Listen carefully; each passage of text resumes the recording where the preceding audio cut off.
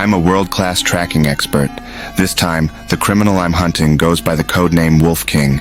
20 years ago, he adopted several children from an orphanage. Later, he trained all of them to become elite thieves. Each one has their own specialty. Some are world-class hackers.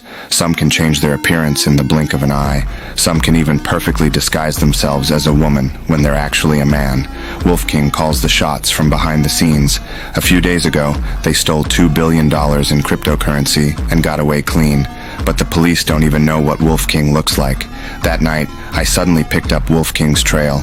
To avoid raising his suspicion, I sent a very plain-looking female officer named Mary to tail him secretly.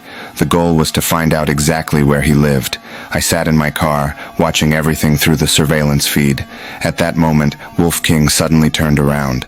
Mary immediately pretended to be looking for something on the ground. When Wolf King spotted Mary, he stopped in his tracks. This guy is extremely cautious. Everyone held their breath in tension, but just as Wolf King was about to leave, Mary whispered something into the hidden earpiece in her ear.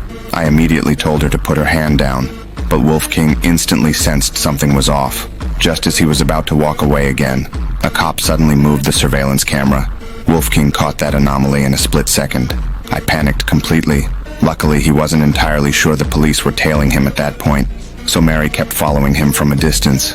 Eventually, she followed Wolf King to a rundown building. She put on a pair of headphones to cover the hidden earpiece in her ear. Then she casually walked up next to Wolf King, acting completely calm.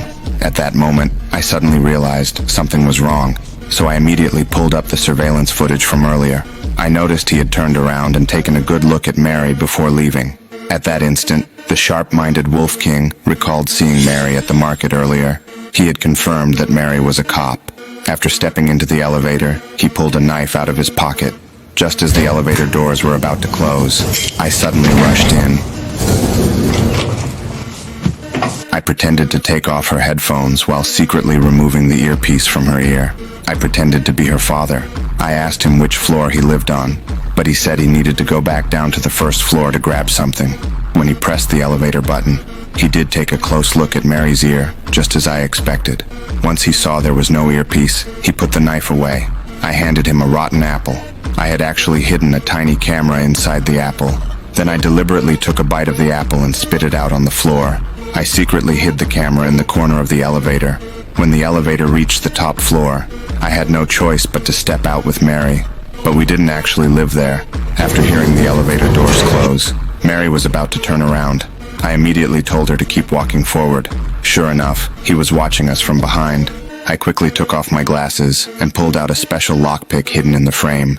Then I had Mary block Wolf King's view with a delivery box. I immediately picked the door lock with the hook. Only then did he finally leave. After he got into the elevator, the camera captured that he lived on the 8th floor. But then something terrifying happened.